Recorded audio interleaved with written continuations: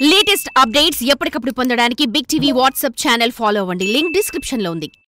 70 ఏళ్లకి ఎవరైనా ఏం చేస్తారు? మహా అయితే రామ్ కోట్ రాస్తారు.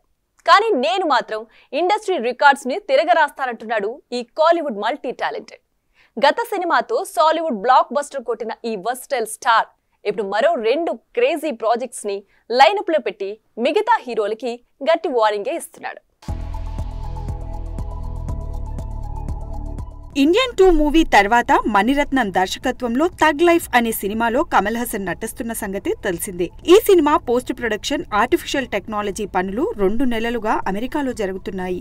అయితే వాటిని పూర్తి చేసుకుని చెన్నైకి రాగానే తన నెక్స్ట్ సినిమాపై కాన్సంట్రేట్ చేయనున్నాడట మన లోకనాయగన్. స్టంట్ మాస్టర్స్ అన్బరివులు దర్శకత్వం చేయబోతున్న ఈ సినిమా అధికారిక ప్రకటన కూడా ఇప్పటికే వచ్చేసింది.